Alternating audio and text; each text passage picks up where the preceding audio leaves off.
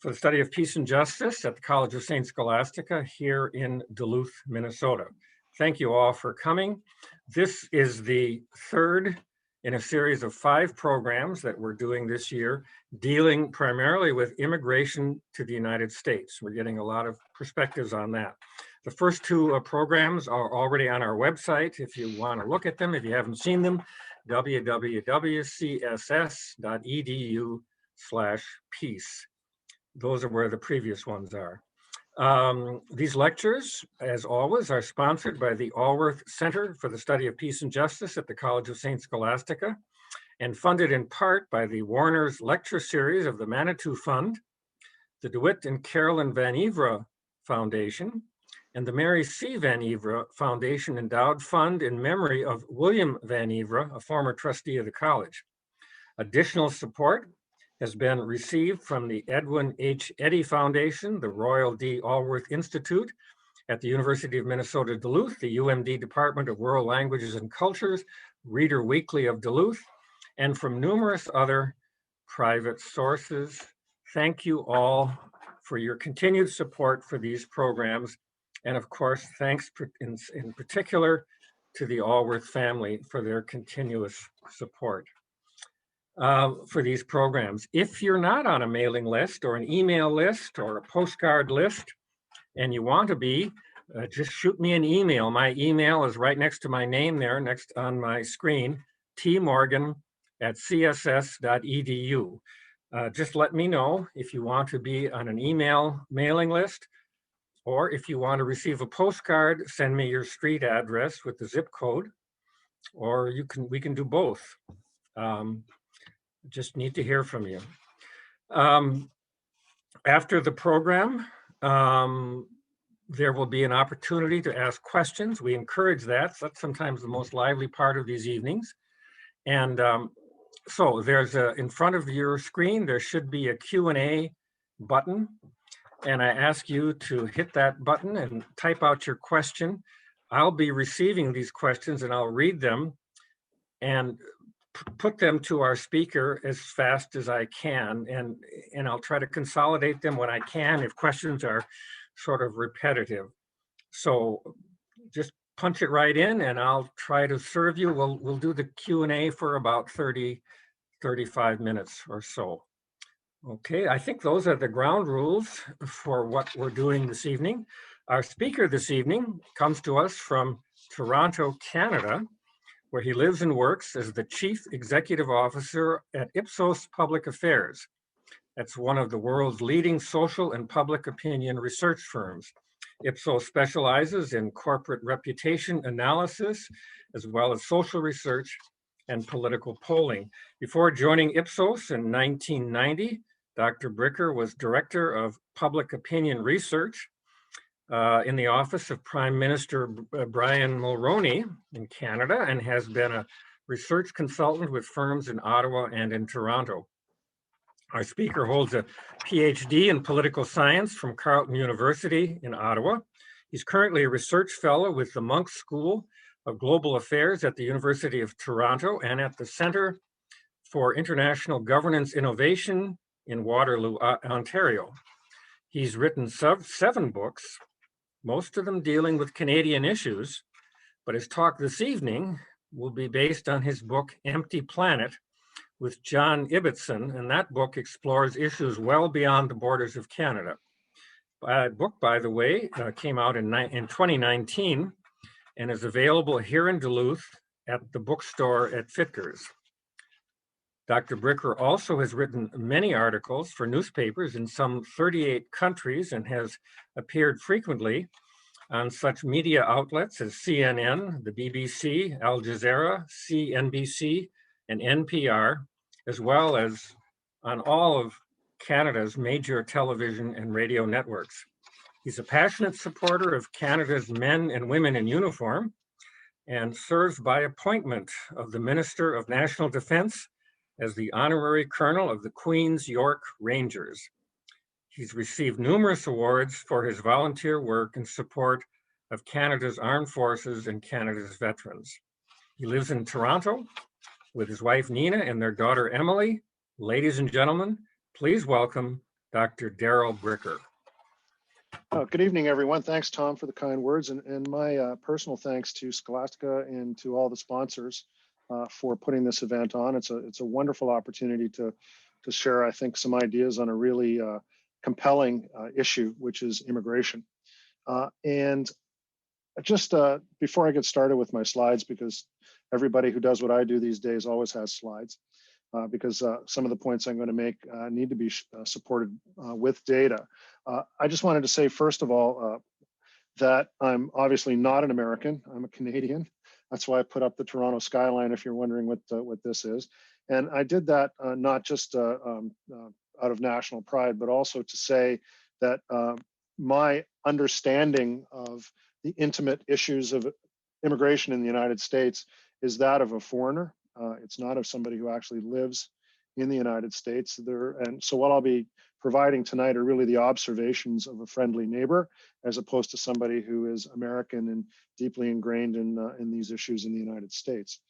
I'm also not a demographer, but demographics is a big part of what I do. And I'm going to be focusing on that tonight. But I'm not a scientific demographer, although I've written a number of books on demography. Empty Planet's going to be the basis of my remarks. And the premise of Empty Planet is that everything that you know about some things, everything that people sometimes treat as what John Ibbotson, who wrote the book with me, and I call vertical knowledge, that thing that everybody knows, sometimes isn't right. And the fact that it isn't right when it comes to what the global population is going to be going forward has huge implications for an important issue like immigration, because it opens up a whole new set of issues and options that we need to think of based on a new understanding of what our future population is going to look like. The argument that I make tonight, and it's in the title of the presentation, is that the United States needs more immigrants. Now, I know that's a very bold statement, a very controversial statement, but based on the global demographic change that we're going through right now, it makes this an interesting proposition to consider. So what I'm going to do now is share my slides with you, if I can find them. Why are they not here? Hold on.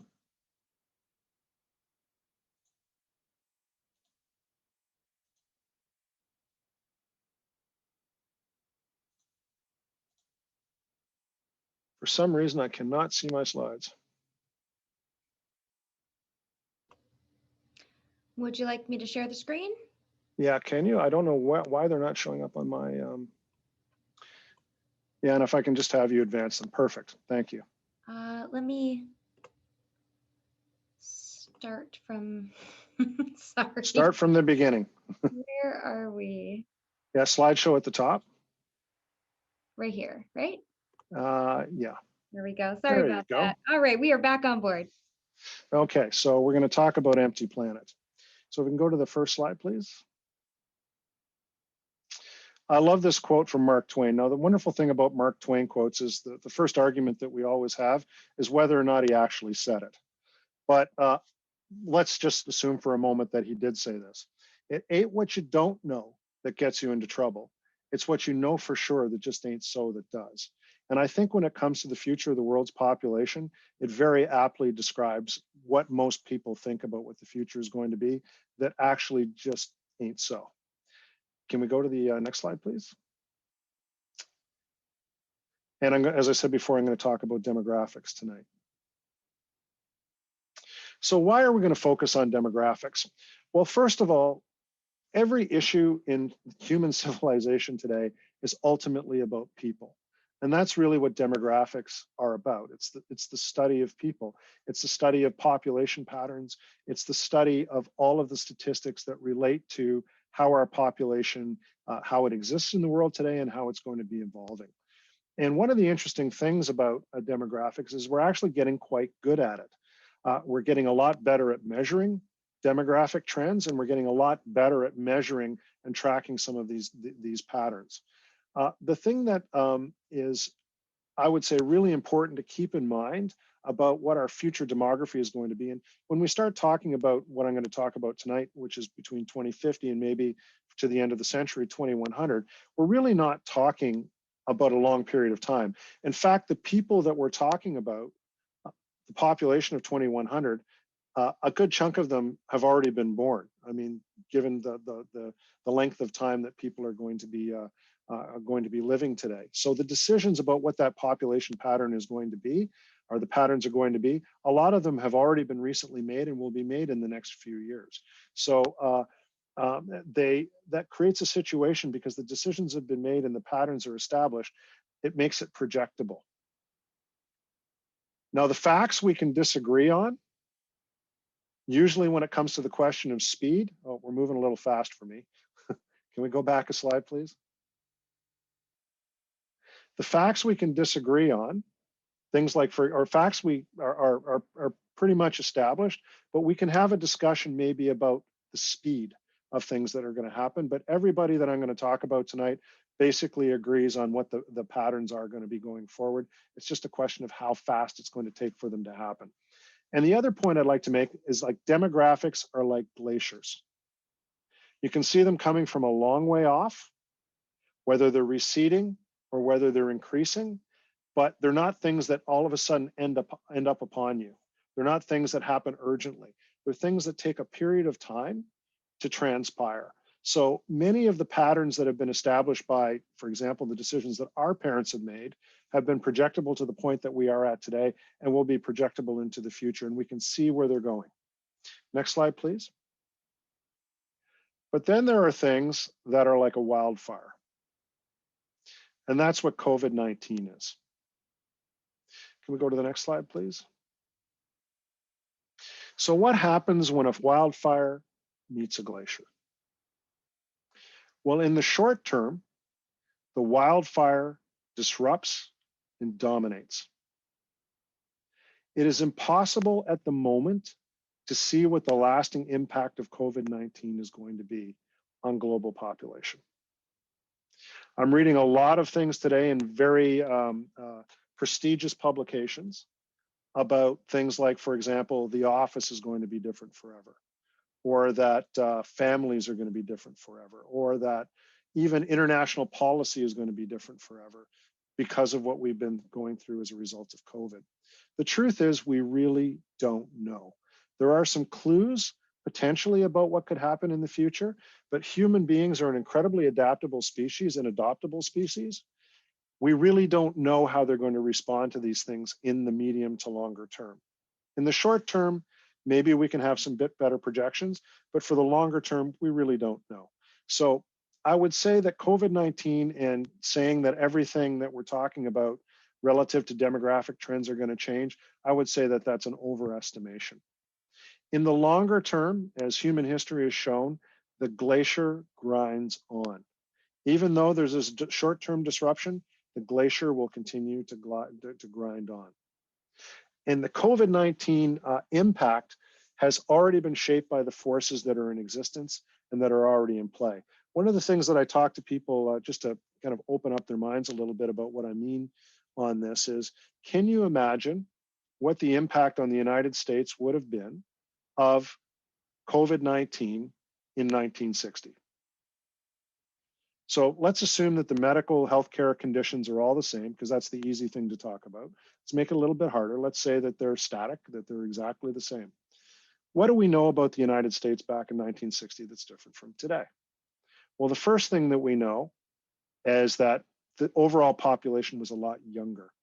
We know that the carnage that's really happened as a result of COVID-19, disproportionate carnage, has been among populations in places like long-term care homes.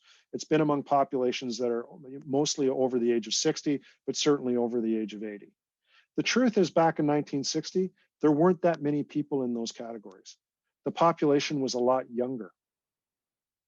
So would it have had the same impact? No, demographics would have established a different set of patterns. The other thing we know is that the United States was a more rural country back then.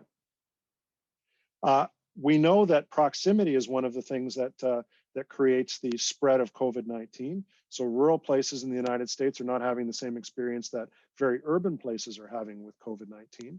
So as a result of that, the expectation would be if we took the same conditions, in terms of the medical and healthcare profession, and we just brought COVID-19 into 1960, we wouldn't have seen the sorts of things that we're seeing today. It would have been very different. That's the play of demographics, and that's the importance of them. So what's happening right now with COVID-19 is we're seeing an amplification of some of the trends that already existed, mostly related to the issue of aging. And also, I would add in urbanization. Next slide, please. So what is going to be the short-term impact of COVID-19 on the US population? Don't know the long-term, but we do know a bit about the short-term. We are going to see further depressed fertility rates. Having children in the United States today is an act of hope. When people are concerned about the future, when they're uncertain about the future, particularly in terms of their economic prospects, which they are right now, they delay family formations and they delay having children. There's this expectation that, when people are stuck at home, that's when you have these big baby booms. Well, actually, they've studied that. There's a really interesting report by the Brookings Institute on exactly this. You can go on their website and take a look at it, in which they went back and they looked at various types of disruptions. So, for example, power outages and other types of things, big snowstorms. And there actually hasn't been there weren't big increases in birth rates as a result, 9 months after those events. And in fact, one of the ones that we can point to that's most recent was the economic meltdown of 2008. And we saw a dramatic reduction in fertility rates as a result of that. So my expectation, based on what we've seen in the recent past, is that we are going to see a further depression in fertility rates in the United States. The second thing that we're very likely to see, and we know is already happening, although the data are not yet available in any comprehensive way, is a disruption to immigration flows. So if we look at immigration rates in 2020, they're very likely to be down, and there's an expectation that they'll probably be down in 2021 as well. Simply because borders aren't open the way that they used to be. People aren't able to get here because they can't fly. The transportation system is not as robust as it is right now, and the movement of people is very restricted. So as a result of that, we can expect to see that immigration flows will be down. And a country like the United States, that actually a large segment of its population growth over the last couple of decades has been driven by immigration, that's going to impact obviously the increase or the population growth in the United States. We've seen, as I noted before, an excessive number of deaths among the elderly, an unpredictably high level of deaths among the elderly. One of the interesting little notes when it comes to population growth in a place like the United States is that a much lower share of the population growth is as a result of people being born into the population. More population growth is as a result of immigration, but even more is people not dying as fast as they used to. And I'm going to get into some data on that in just a minute. So if you're experiencing an excessive number of deaths among the oldest population, that's going to have an impact on future population growth, at least for the short term. One of the other trends we've seen, and we don't know if this is going to be a medium-term trend, a longer-term trend, but it's been a bit of a short-term trend. And there's been a bit of an out-migration from the major cities as people have moved to places where they feel a little bit safer. They moved out to, the commuting distance has moved out a little bit. If we see a disruption in the office environment, we could see people even moving out a little bit further, but we just don't know yet. But the short-term impacts, I think, pretty likely going to be these. Next slide, please. So let's talk about what we talk about in the Empty Planet, and that's the population bust. So go to the next slide, please. This chart that I'm showing you right now is the world total population projection to the year 2100, which is 80 years from now, 79 years from now. So as I said before, many people who are being born today are going to be alive at that time. This is the UN's projection from 2017. So the red line in the center of this chart is what they call their median projection for the population. This is the one that they talk about. In this projection, this is 2017, they see the global population in 2100 getting to 11.2 billion people, which seems like an awful lot of people. But if you go with their top projection, which is the blue line at the top of the chart, that's only increasing the birth rate by half a child. So if you just increase the fertility rate by half a child, our population will be out of control. It'll be above 16 billion. It'll more than double from what it is today. Just in case you're taking notes, the global population today is 7.8 billion people. But if there's half a child less in our fertility rate, our global fertility rate, our population will peak in mid-century and will be down to about what it is today, or maybe even lower by the end of the century. So the question is, which of these projections is more accurate? Because it has big implications for not just the size of the world population and what that means to our climate and every other thing, but it also is an indication of how many people will be surplus in certain types of countries and will be able to migrate. Now, just a bit of a spoiler alert at this stage. People think that there's a huge amount of migration in the world today. The UN 2020 report on global migration, that only 3.8% of the world's population today lives in a country other than the country in which it was born. So there really isn't that much between country migration that goes on in the world. So if the population is going to peak fairly soon and decline soon after, and you want to continue to have a growing population, immigration is going to be an increasing challenge as we go forward, because the surplus population in other countries isn't going to be as available as it once was. Moving to the next slide, please. And oh, by the way, I should just add one more thing before I move past this slide.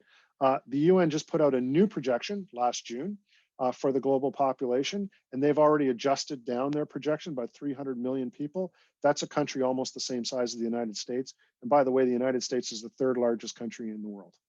So 300 million is a lot of people. So the global population will peak mid-century and decline to where it is today by the end of the century. Next slide, please. And when we talk about the global population, not every place is equivalent. The 10 biggest countries are the ones that really matter. And the two countries that matter the most are the two big countries staring at us here like a couple of eyeballs, China and India. China being slightly ahead of India as the largest country in the world today. Between the two of them, they are responsible for 36% of humanity, more than a third. If you can't get the projection right there, it almost doesn't matter where you do it anywhere else. And also, whatever trend is happening there is the most important trend in the world. Next slide, please. So let's spend some time on this slide, because when I was putting this together, even I was a bit surprised. So this is the top 10 countries in the world by population size. Their actual population in 2017, according to the UN, and the new study that was produced by The Lancet, or was published in The Lancet, produced by a whole group of global demographers, including several prominent American demographers, that was published in the fall of this year.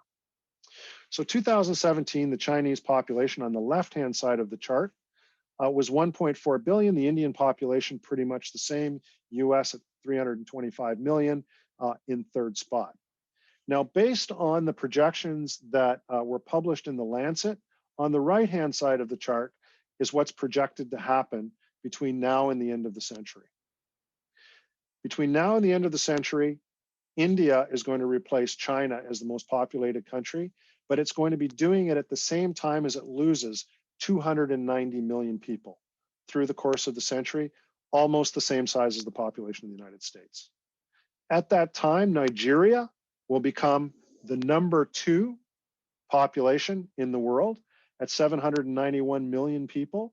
That's an increase of 585 million people from where they are today. The question is whether or not that's actually going to happen, and there are some questions about that. China will drop to third place, where it'll have a population of 732 million people. They are going to lose, as is projected by these demographers, 668 million people over the next 80 years. That's 2 times the size of the United States. The United States will move into 4th place. It'll drop from 3rd to 4th, but its population is going to remain relatively stable. Add another 11 million people, go up to 336 million people, but certainly not a population explosion whatsoever. And then we're going to see a series of new countries that are going to drop or are going to arrive on the list, starting with the Democratic Republic of the Congo, which isn't in the top 10 right now, which is going to be up 246 million by adding 165 million. You can go through the rest of these in the top 10. The thing that'll obviously jumps out at the list is how prominent Africa is going to become in the global population going forward. And they are going to be one of the only places, at least for the short to medium term, by that I mean up to the end of the century, that will have surplus population to migrate to other places. Moving to the next slide, please. The total population of the United States, this is the UN projection. They originally have, and actually still have in their current projections, the United States population is going to be over 400 million. I would say, drop down to the lower bar, the lower end of that blue range. That's closer to the truth, and that's even probably too high at over 350 million people. So the US population is about to start to flatten out and is about to move into a period when it's likely to peak and start at some point to decline. But certainly adding only 11 million people over the space of the century is not significant population growth. Next slide, please. And again, this is just another way to sort of show the same thing. Going back to 1950 and then tracing forward to 2100, the median varied in the center, the strong red line. The United States population, even by 2020, is seen to be growing by less than half a point on an annual basis. Just to give you a point of comparison, the Canadian population today is growing by 1. It's the fastest growing population in the G8. So when anybody, would argue that the American population is completely out of control and huge explosive growth or whatever, no, it's just, it's not in the numbers, folks. I'm sorry. It's just not there. Next slide, please. So what are the emerging demographic forces? And we can build this slide, please. There's 3 boxes. Number 1 is urbanization. Number 2 is fertility. And number 3 is aging. And all 3 of them work together. First slide, please. To begin, I'm going to talk about urbanization. Next slide, please. So the presentation tonight, and by the way, I will get to immigration. Just give me a little bit of time. I have to build up to it. When we talk about migration, remember I said only 3.8 million or 3.8% of the world population doesn't live in the country in which it's born. You want to talk about migration in the world today, and the most influential migration, it's people moving from the country to the city. So this is the global population. Back in 1960, only 34%, or about a third of the population, lived in an urban area. Today, it's more than half. By 2050, it will be 68%. It will double in less than a century. That's the biggest migration in the world today and the most influential migration. Next slide, please. And just one more click. Okay, so it's not just happening in the United States. It's not just happening in Europe. It's happening everywhere. Take a look at Africa. Back in 1960, 19% of Africans lived in a city. Today, it's almost half, 44%, projected by 2050 to be 59%. Asia, going from 21%, more than doubling, to 52% today. By 2050, it will be 66%. Europe, slower pace. Latin American and Caribbean. I mean, one of my favorite countries in all of this is Brazil, which has gone from roughly 20% of the population living in cities to over 80% of the population living in cities. So Latin America and the Caribbean, same thing happening. North America moving less more recently, mainly because you couldn't get much more urbanized, and Oceania in a very similar type of circumstance. But let's go to the next slide, please. And one more click. This is what's happening in the 10 most populous countries in the world. Take a look at urbanization in China. 16% to 61% from 1960 to today. India, less, still, urbanizing, not as quickly as it is in China, but still relatively quickly. And as we go through the list, and remember I was mentioning Brazil, I got it wrong, it's 46%, up to 87%, so almost doubled since 1960. Pakistan, Nigeria, Bangladesh, Russia, Japan. Japan can't get any more urban. Almost everybody lives in the city of Tokyo.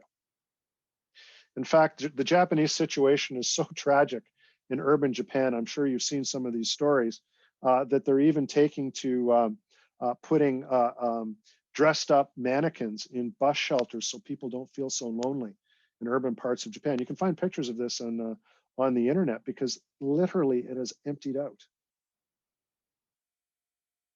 And urbanization plays a very important role in the next thing that I'm going to talk about, which is, go to the next slide, please. And that's fertility. Next slide, please. This is the magic number. In order to have a population that's replacing itself, that's the number of people being born or replacing the number of people dying, you need to have a birth rate of 2.1. That's every woman in her lifetime having 2.1 kids. And the 0.1 is a little bit extra for those who won't or can't, or for children who don't live to adulthood. So just to even keep the population steady, leaving out any other factors, immigration or anything else, you need to have a birth rate of 2. If you don't have a birth rate of 2, every year your population slowly erodes, particularly if the aging factor starts to decline. So what are the birth rates in the world today? Next slide, please.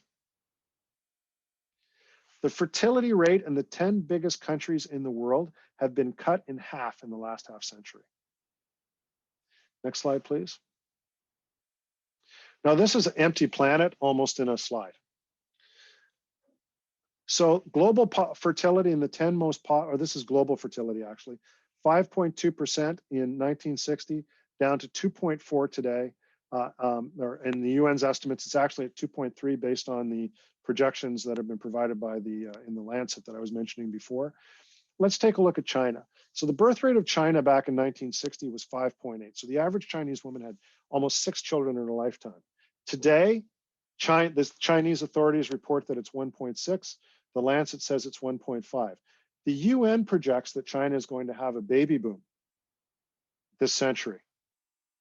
We know that one of the biggest factors in terms of reducing fertility is urbanization. Women move from the country, they move to the city. What ends up happening? They start to have fewer kids. I mean, the kids are at that point become an expense rather than extra labor on the farm. And they start to do what's economically rational. But also they see different role models for what their lives are. So they start getting into relationships later. So for example, in the United States, the average woman back in 1960 got married around the age of 20. She now gets married closer to the age of 30 if she gets married at all. If she had her first kid back in 1960, she probably had it at 21, 22. Today, the average woman starts having their first children around the age of 30 and slightly older. In fact, there are more women, there's a higher proportion of children being born to women over the age of 40 today than there are among women who are teenagers in the United States. And teenage unwanted pregnancy used to be a huge source of fertility in the United States. It's almost been eliminated. All of these forces are very similar in a place like China, where urbanization is going to have the same impact. And it's a story about the tremendous empowerment of women and women making different choices about how they want to live their lives. Is there going to be a baby boom in China in the 21st century? Very hard to see. India, the UN tells us, is at 2.3. These are the 2 largest countries in the world. India is at replacement rate today. It's 2.1 and projected to decline. The US back in 1960 is at 3.7. Canada was about the same, even a little bit higher. It's down to 1.9 according to the UN. Actually, the other demographic estimates are 1.8. I've seen estimates for millennials that are as low as 1. And then you can go down through the rest of the list. I mean, for example, you get to Japan at the bottom of the list, down to 1.3 in terms of its fertility rate. The UN sees a big baby boom happening in Japan. That would be very much against trend. Anything could happen, but I don't see any factors that would be leading to that. Russia in a very similar situation where they're projecting a fertility increase. That's not what's been happening in Russia of late. So even the potential that there could be further declines in fertility going forward. And as I said before, fertility as a result of what is happening as a result of COVID is likely to go down even more. Next slide, please. So why is this happening? Urbanization, as I said, the empowerment of women, changing culture. The most rapidly growing household in the United States today is people living on their own. Family formation is taking place later than any time in American history. And people are having their children much later, and they're having fewer of them. The success of government and NGO programs all over the world in terms of promoting birth control has been very successful. And you can see the effect it's had on places like India, for example, and the gender and age structure of the population. The truth is, when you start looking at the median age of the population, there are a lot fewer and fewer women who are in that period of their lives in which they are contemplating having children today, because the population's aging, which I'm going to get to next. Next slide, please. So aging. Next slide, please. Next one, click. Global life expectancy in 1960 was 51. Today it's 73. 2050, it'll be 77. Look at China. Back in 1960, the average Chinese person lived to the age of 45. Today they live to the age of 77. My favorite number that I always quote, usually to Canadian audiences, is in 1920, the average Canadian lived to the age of 57. Today they live to the age of 82. Everybody's living a lot longer now. Now, we've had some impact as a result of COVID. We have to see what it's going to be, but the overall trend is definitely in the aging direction. Look at the United States. The average American by 2050 is going to be living to the age of 85. Next slide, please. The median age. So this is half the population is older than this and half the population is younger. One more click, please. Median age in the world today is 31. 2050, it'll be 36. Look at China and look at the United States. The median age today is in China is 39. In the United States, it's 38. Back in the 1960s in the United States, it was closer to 24, I think. And take a look at all the rest of the countries. There are some younger populations, Nigeria being a standout here, but look at Japan, 48. Who are the people who are going to be available to have kids in Japan? Where's that baby boom going to come from?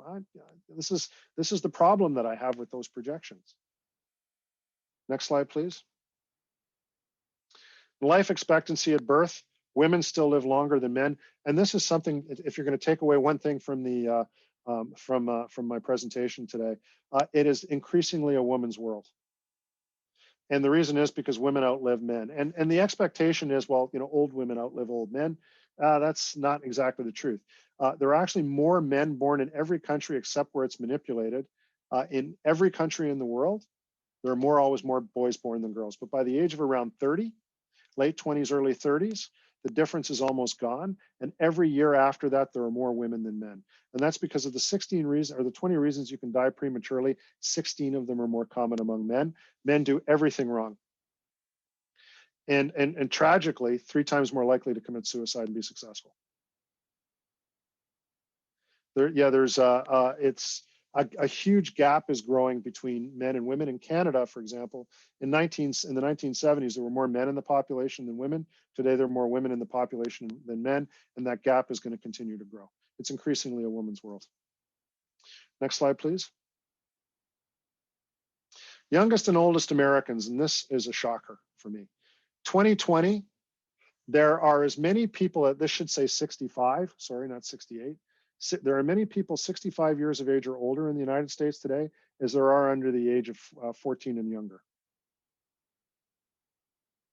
Similar pattern in Canada, and it's the first time in our history this has been the case.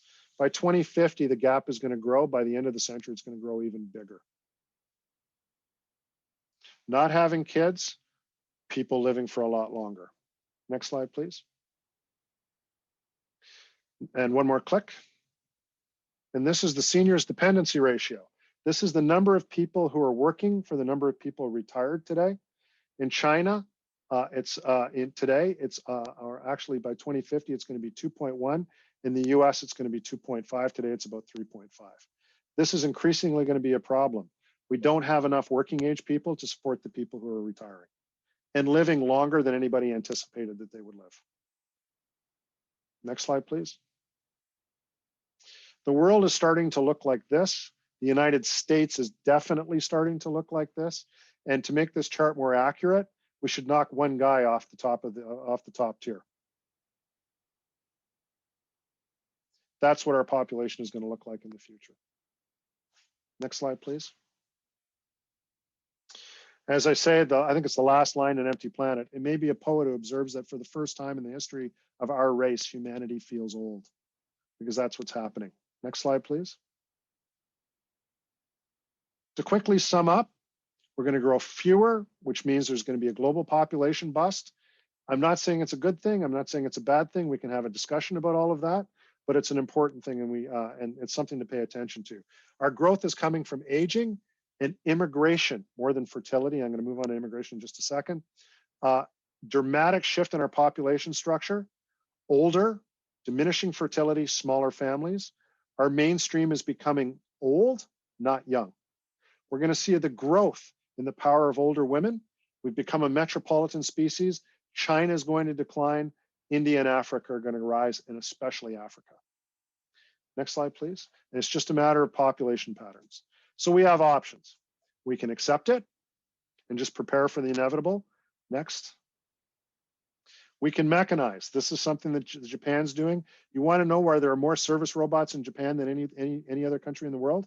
Take a look at the demographic statistics we just went through. That explains it. Next click, please. We need to rethink retirement. One of the ways that we're going to have to deal with this is by pushing retirement out further, not just because we simply can't afford to be doing what we're doing right now, but also older people are more capable of working for longer. They're healthier, they're living for longer. A lot of them want to work. So we really need to think through the composition of our labor force. So that's one option for us. And the final one, rethink immigration. Next slide, please. This is the annual migration rate by the top 10 countries in the world, projected from 2020 to 25. Almost every country, people are leaving. The two biggest countries, they leave every year. China loses almost 400 million people. India loses almost 500 million people. The United States picks up 1 million people every year, and that's reported. I'm not talking about the 11 million irregular undocumented immigrants. Most other countries lose people. The big benefactor from immigration among the top 10 countries in the world today is the United States. It's its secret weapon, given all that's happening in terms of demographic trends. Next slide, please. Persons obtaining lawful permanent residence in the US. I just pulled this off of Homeland Security's website. So you've got a chart you can put into your presentations. This is for this century. So from 2000 to 2019, for people who thought that there was a huge decrease in immigration over the space of the last 4 years, there hasn't been. It's basically about 1 million people a year every year. But these are the ones that come in through regular immigration processes. About 1 million a year.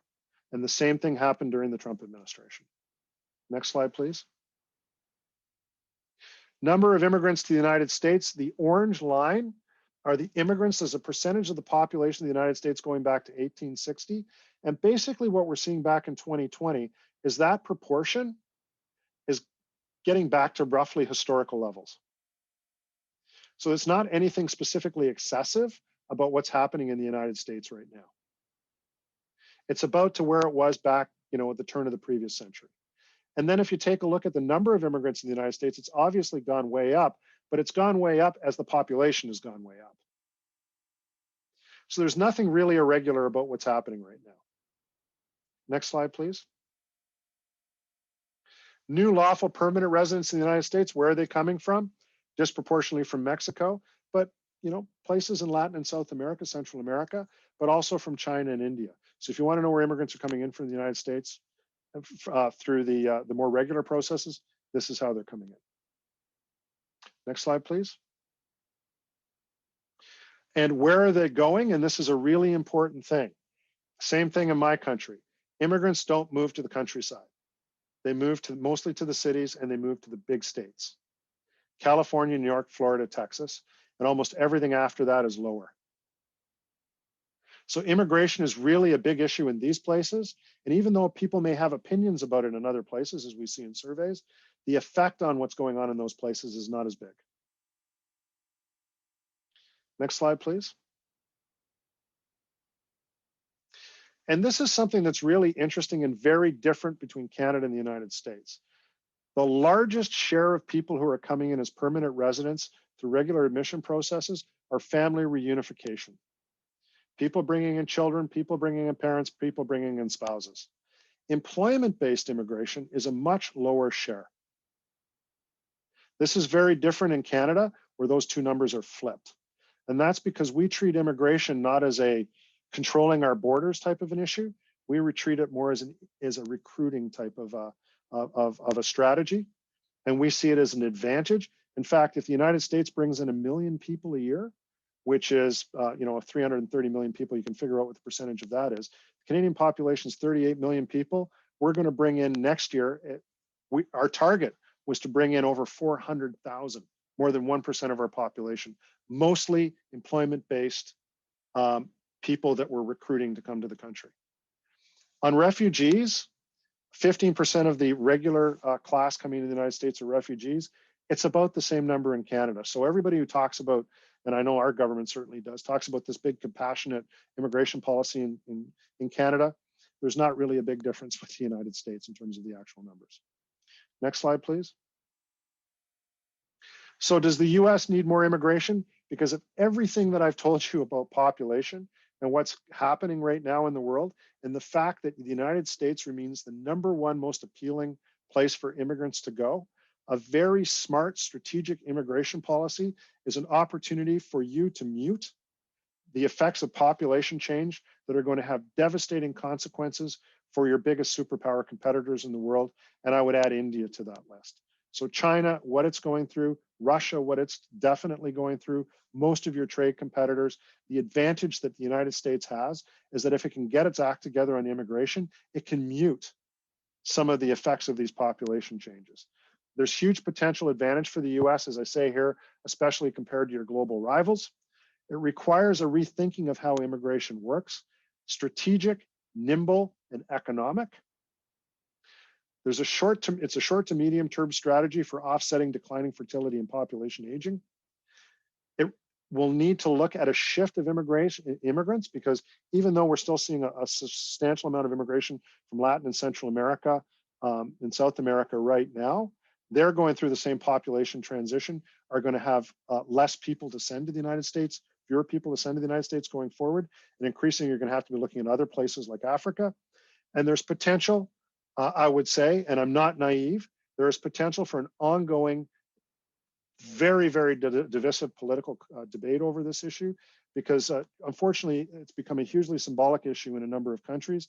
It's really a big driver of nativism and populism. In fact, I mean, the usual theory is what I call the hillbilly elegy theory, that this is about, disadvantaged small town people who've been left out by international trade and are upset about, demographic change that's happening in the country, or economic change that's happening in the country. That's not really what it is. The biggest driver right now of people's populism and nativism right now is cultural change. And a big factor in that is immigration. So I'm not naive.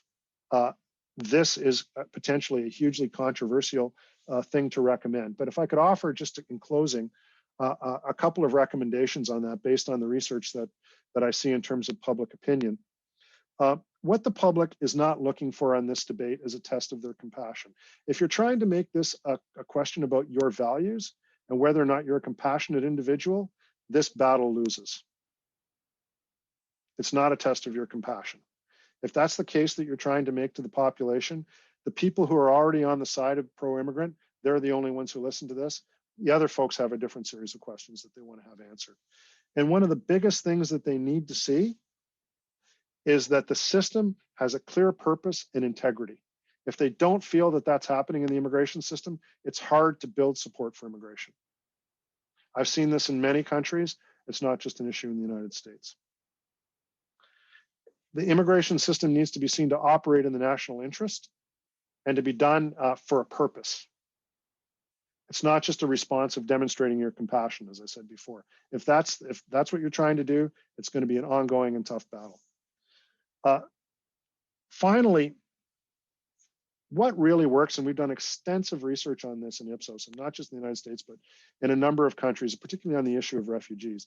And what you find really does build support for refugees and for immigrants in general is people understanding the positive contribution that new arrivals make in their communities. So the more local that you can make the stories of success that relate to immigration, the better. So having macroeconomic arguments with people about things like, for example, we need people to pay for our pensions in the future doesn't really connect with most people.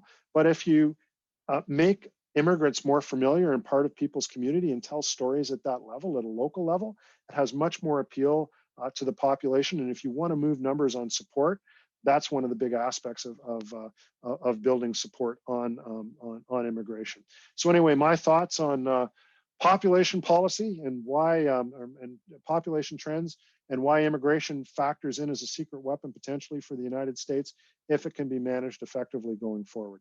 I look forward to our discussion. Thank you very much.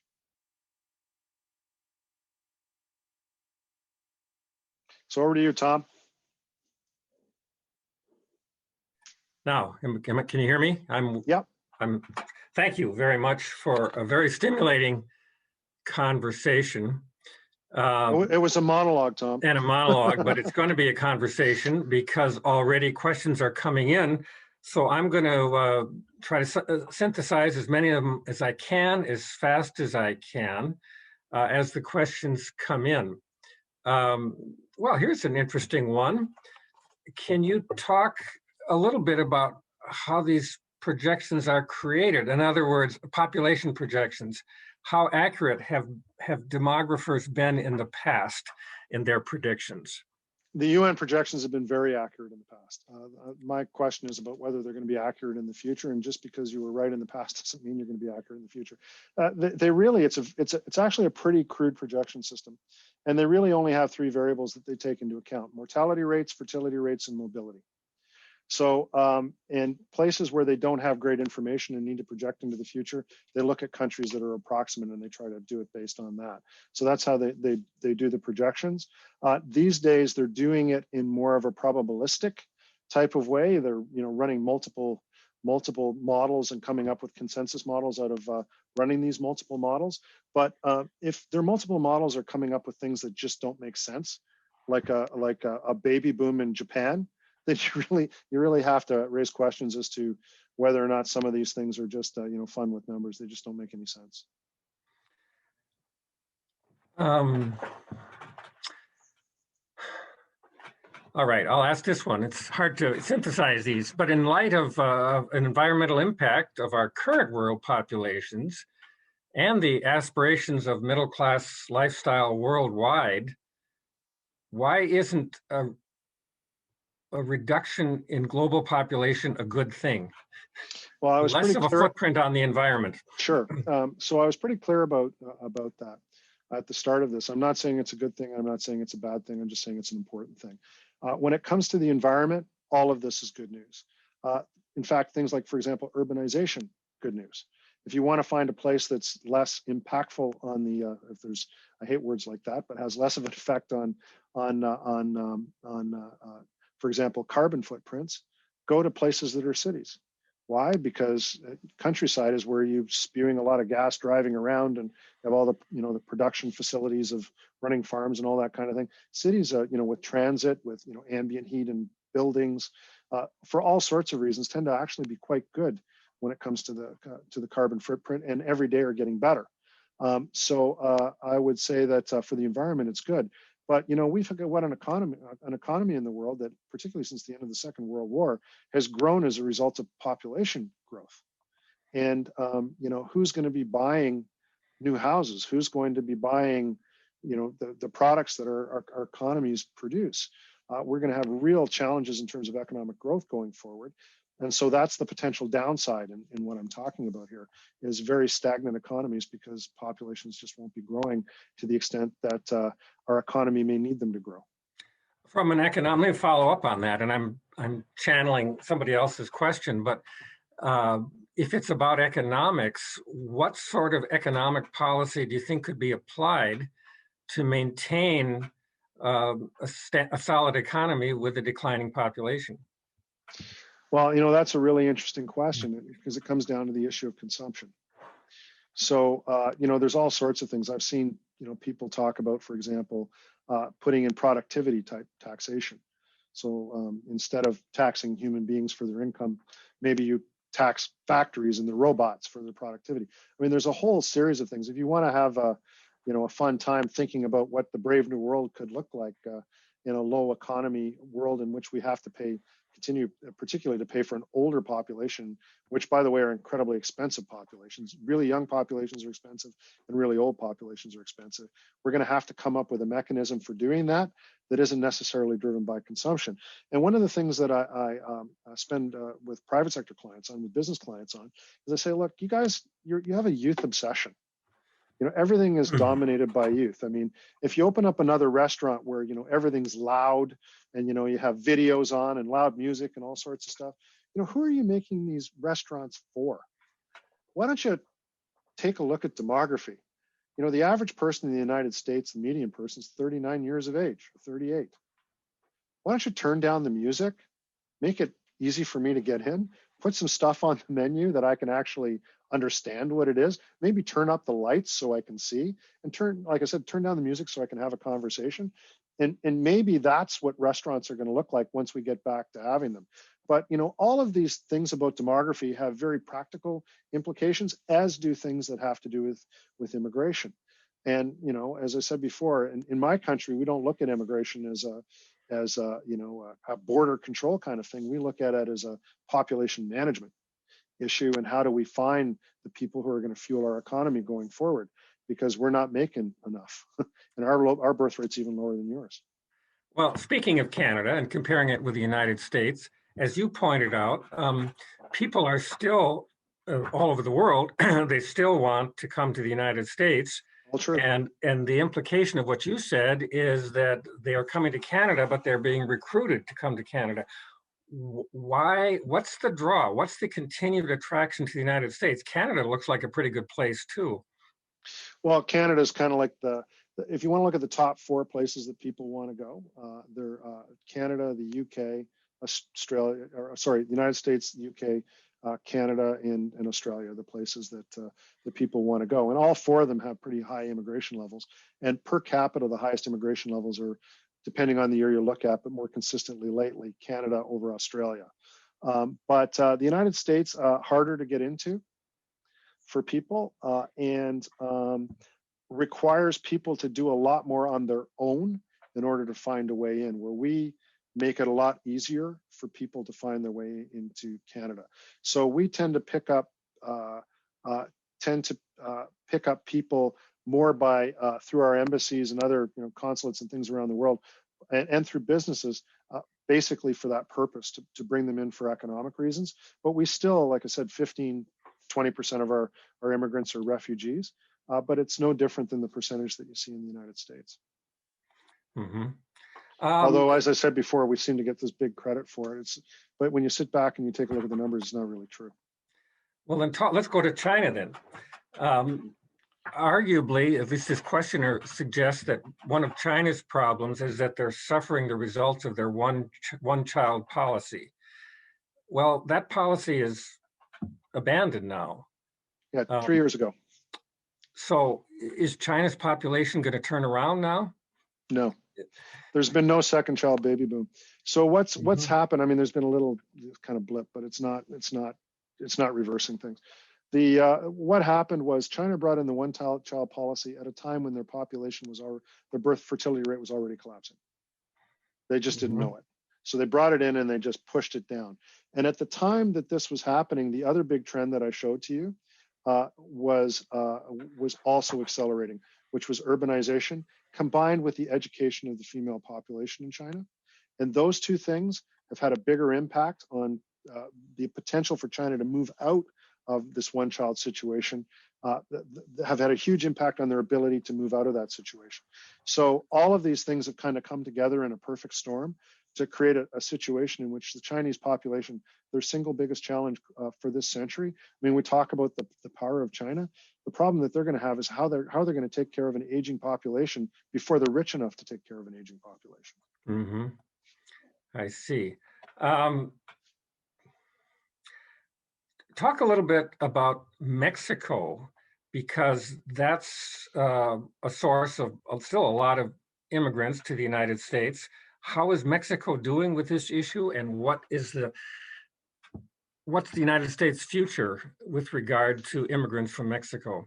Well, there's still going to be, because it's simply on the border, there's going to be immigration from places like Mexico, as if it's capable of, and it doesn't seem to be at the present time, of improving its economy and developing more of a middle class and doing the things that, you know, for example, we've seen happen in Asia. The motivation for people to come over to the United States will be less. But the truth is that immigrant populations tend to be young populations. You know, 90-year-old people and 80-year-old people tend not to. They might go join their kids in some place, but that's not, you know, people moving what I would say is pull type immigration, where they're moving because they're looking for economic opportunity. And the birth rate in Mexico now is around replacement rate. So they're going through the similar type of population adjustment and urbanization that the United States is going through, and they're not going to have as many young people to send. It's just numbers. Mm-hmm. Do these global trends with regard to declining birth rates, is that going to create a greater demand for adoption? Well, try to adopt a child today. I mean, anybody, there's a great piece in the New York Times about it a couple of weeks ago. There's hardly any available. It's like I was talking before. I mean, one of the biggest sources of babies for adoption used to be, teenage out of wedlock births. They're a very small number in the United States. It's collapsed, which always makes it, an interesting debate about, things like, abortion and other things. It's like, never has the number of people, that category of people, been smaller. It's just collapsed. And it's the same thing in the developed world. Almost all babies today, I mean, there's some, but almost all babies today are planned. That's why the birth rate, the biggest expanding birth rate today is among women over the age of 40. Mm-hmm. They're having more kids than people under the age of 20.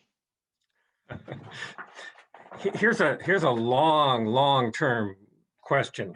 Sure. If the trends continue way out into the centuries, into the millennia ahead of us, will there be a point where that's becoming a danger to the survival of our species, the human race? Or is that thinking too far?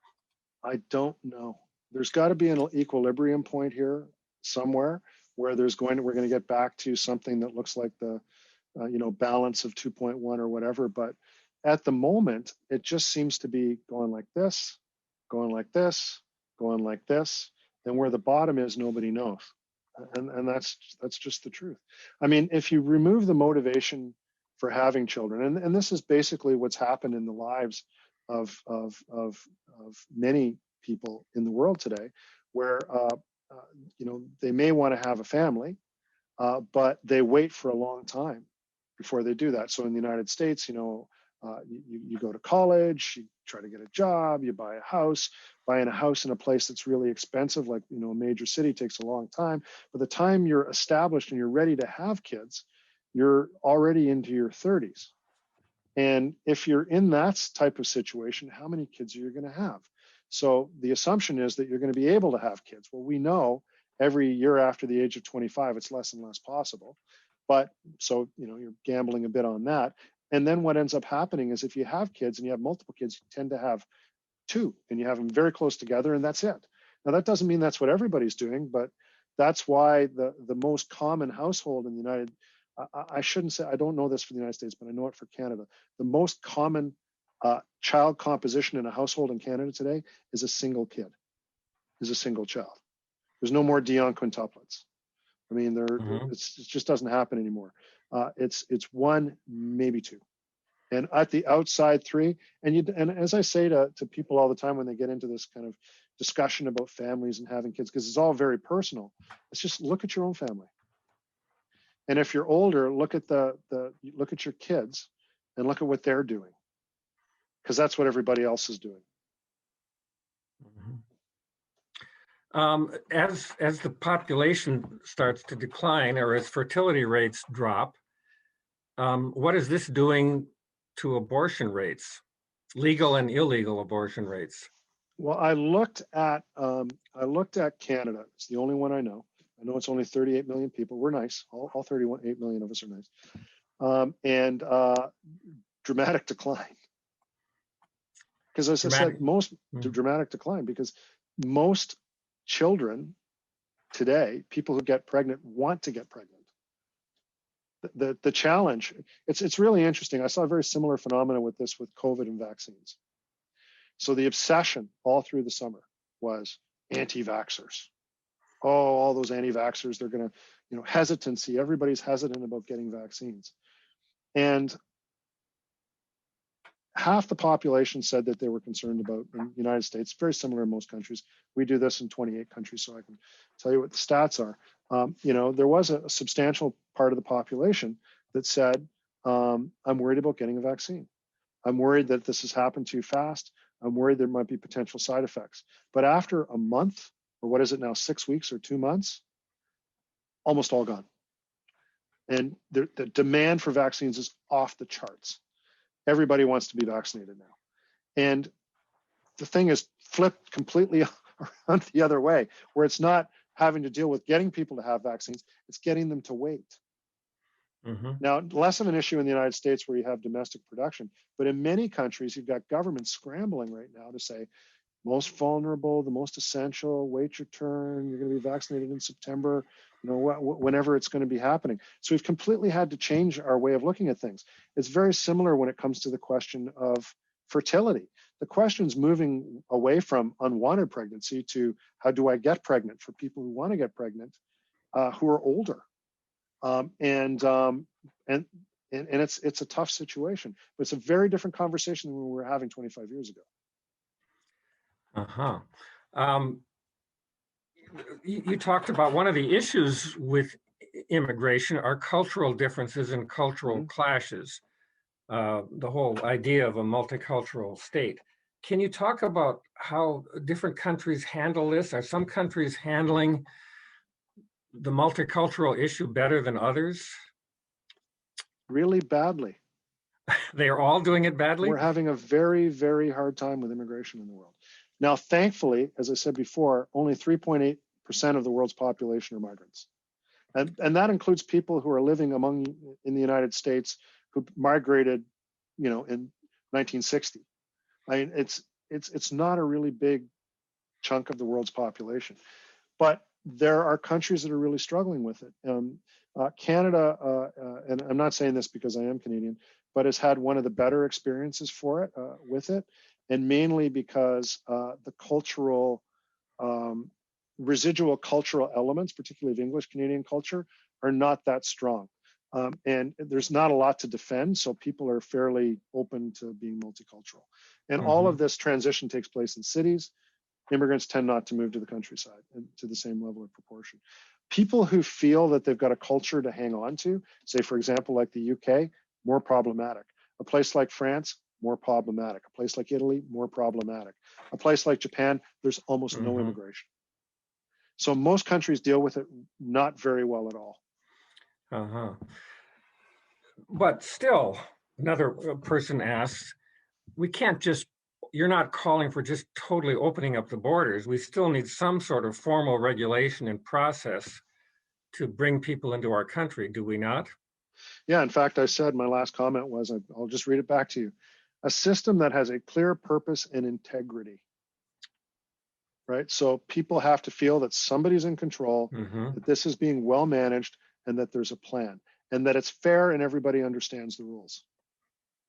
Because if it's just about jumping in and hiding and waiting for something to happen, that's the kind of stuff that You know, you can have an argument about how it's dealt with, but the message it sends to the people who are, I would say, soft supporters is not a good one. Mhm. The people who are going to be anti-immigrant are going to be that way anyway, but there's a potential to build a coalition of people who are more supportive. What about refugees? I mean, do we have an obligation to take people, any country, United States, Canada, Australia, people who are being politically persecuted and in danger of their life? Do we have a moral obligation to do that? In most countries, in fact, we've done a lot of research on this at Ipsos. Most countries, the answer is absolutely yes. And in fact, the international agreements the United States has signed and Canada has signed all say that they'll do that. The real question is, what is a person who's in that situation? Mm-hmm. And that's when it starts to get really interesting. So the people who are lining up on the border in the south of the United States, are they refugees? Are they migrants? Are they economic migrants? Are they people we want to recruit? What is this? Who is this? How are we managing that? And by the way, I think, you know, and as I said before, I don't live in the United States, but I follow things relatively closely. This is going to be a fairly early, significant challenge for the Biden administration. I mean, they know that they want to be different from the way that the previous administration was handling things. How? Do you have any advice for the Biden administration on how to handle it? Yeah, exactly what I said. Like, don't. One of the problems that we had when our new government came into power here in Canada was that you know, the people who came into power, the Liberal Party and Justin Trudeau, was they wanted to do everything anybody did in the past was wrong. We're right, you know, and the rhetoric is even the same, which is then we were saying Canada's back. Now I'm hearing out of the American, you know, administration, America's back. Don't say stuff like that. You still have all the same really tough issues, and your heart may be better. You may think you're smarter or whatever. You're going to have a lot of stuff to deal with. And there may be some things that happened during the course of the last 4 years that may have been better, may have been worse. Evaluate it. Don't just throw everything out. The challenge that you have, the Biden administration has, is very similar to the one that any administration would have. And they've got to deal with that, a system of clear purpose and integrity. And that's what's lacking right now in the United States, at least when in the surveys that we do. So, you know, you can disagree with the previous administration, but just saying we're different because we're not those guys doesn't take away the obligation of creating a system that people feel is clear and has a clear purpose and integrity.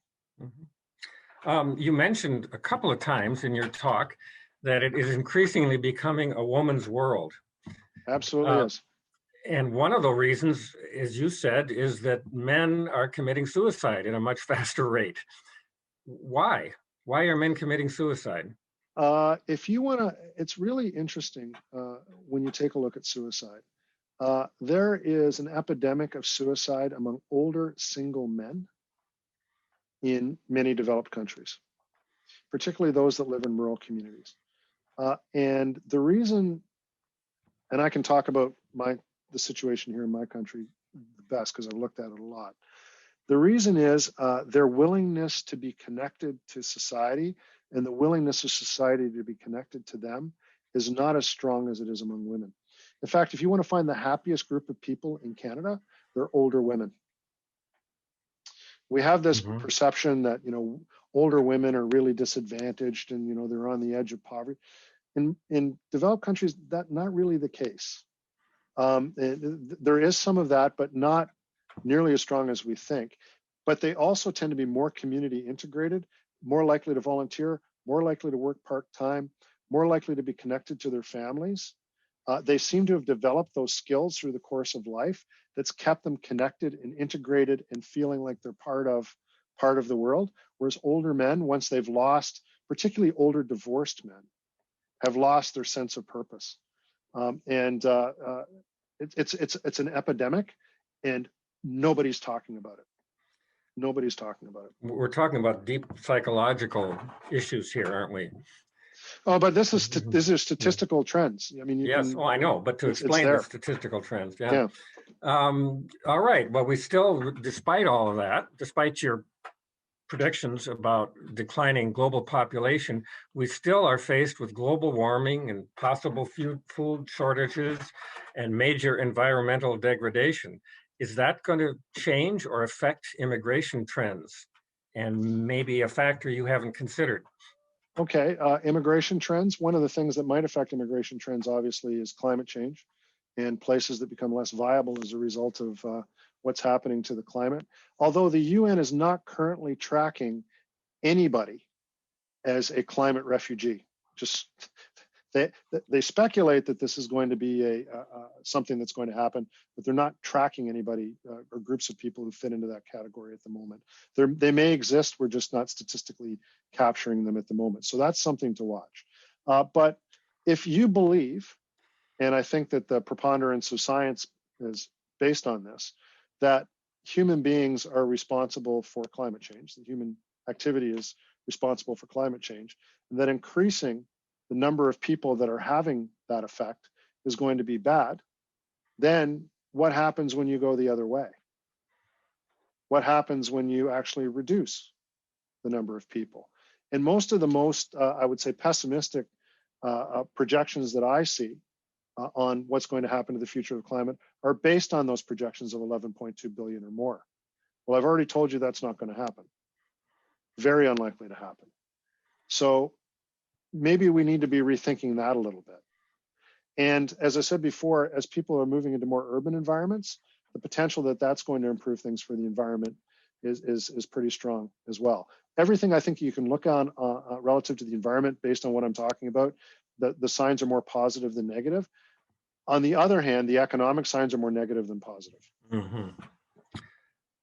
You said one way to make immigration work culturally is to make it work locally and have local stories and local success stories. But yet the immigrants are going to the big cities where they tend to be more welcome. How do we change how do we address the fears of immigrants in rural and small town areas, the fear of losing jobs and losing culture? Yeah, and that's going to be a big challenge, but it's probably going to be in a pretty similar way, and it may not be in your community, but a community like yours. So there's got to be, examples of success stories of immigration that would seem more familiar in those places, even if they're not happening specifically in a center. It's easier done in the city than it is in the countryside. And the truth is, I'm not sure what the actual distribution. We had it in there. It's close to 80% of Americans live in an urban area anyway. Mm-hmm. Right. Solve it there first. We'll deal with the last mile. Okay, I've got one more question for you, and then I think we've wrung a lot of wisdom out of you. I don't know if I wouldn't call it wisdom, Tom. Have you looked at correlations between fertility rates and homeless people or extreme poverty? Is there any correlation there?